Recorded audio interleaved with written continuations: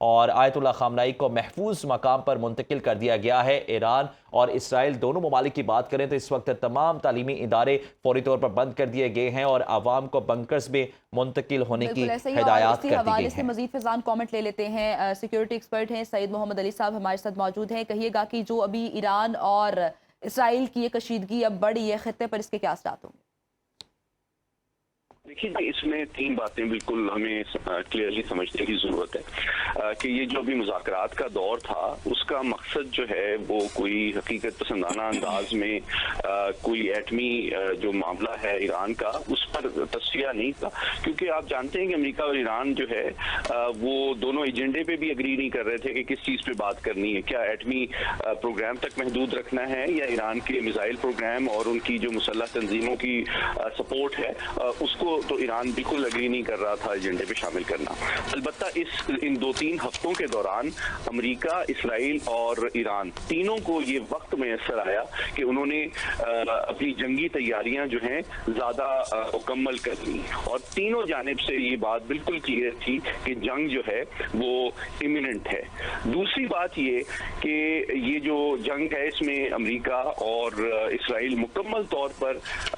حکمت عملی کی سطح پہ، پلاننگ کی سطح پہ، آپریشن کی سطح پہ کمپلیٹ کوارڈینیشن تھی، اور اس کا میں آپ کو اوپن سورس انٹیلیجنس سے ثبوت یہ دے دیتا ہوں کہ یو ایس ایس فورڈ جو وینیزویلا کی رجیم چینج آپریشن میں چند ہفتے قبل انوالو تھا، اس کو راتوں رات حکم 2 ہفتے قبل دیا گیا کہ آپ فوری طور پر اسرائیل کے فضائی دفاع کے لیے پہنچیں، اور کل وہ کیٹ سے روانہ ہوا اور آج رات کو وہ اسرائیل کی بحری حدود میں داخل ہوا، کہ جو کہ اس سے یہ ثابت ہوتا ہے کہ امریکہ جو ہے اس نے یہ فیصلہ کیا تھا کہ جو اب ایران کی جانب سے ممکنہ جوابی کارروائی ڈرون اور میزائل حملے کے نتیجے میں کی جا سکتی ہے، اس کا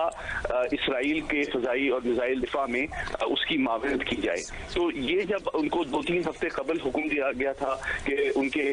جو سیلرز اور ملاح ہیں انہوں نے چھٹی بھی نہیں کرنی، اور میڈیٹرینین سی سے آپ نے آل دا وے آپ نے اٹلانٹک اوشن سے ڈائریکٹ میڈیٹرینین سی پہنچنا ہے، تو اس کی بات ثابت ہوتی ہے، فیصلہ ہو چکا تھا کہ یہ آپریشن ہونا ہے۔ دوسری بات میں آپ کو اوپن سورس انٹیلیجنس سے بتاتا چلوں کہ نہ صرف مشرق وسطی، جاپان، جرمنی، برطانیہ، بلکہ خود امریکی دارالحکومت واشنگٹن کے فضائی دفاع پر معمور جو فرسٹ ٹیکٹیکل فائٹر ونگ ہے امریکی فضائیہ کا، وہ تاریخ میں پہلی دفعہ اسرائیل میں 100 سال کی تاریخ میں ڈپلوائے ہوا ہے، جو کہ اور ان کے جدید ترین F-22 فائٹر ایئر کرافٹ جو 5th جنریشن طیارہ ہے وہ امریکی فضائیہ نے پہلی دفعہ اسرائیل میں ڈپلوائے کیا ہے 2 دن قبل۔ یہ تمام ڈپلوائمنٹس یہ بات ثابت کرتی تھیں کہ امریکہ اور اسرائیل کی جامعہ اجتماعی حکمت عملی ہے، اور اس وقت جو فورس پوسچر ہے، جو ڈپلوائمنٹ ہے امریکی بحریہ کی، وہ یہ حکمت عملی کو بھی بالکل واضح کر دیتی ہیں۔ ایک کیریئر بیٹل گروپ جو ہے، جو U S S Abraham Lincoln ہے، وہ عمان کے قریب ڈپلائیڈ ہے کہ امریکہ کی جانب سے جو حملے کیے جائیں گے اگر ایران پہ، تو وہ حملے U S S Abraham Lincoln جو کہ بحر عرب میں موجود ہے وہاں سے کیے جائیں گے، لیکن جو جوابی ممکنہ کارروائی ایران کی جانب سے اسرائیل کے خلاف ڈرون اور میزائل حملوں کے صورت میں کی جا سکتی ہے، اس کے فضائی دفاع کے لیے یو ایس ایس فورڈ کو اسرائیلی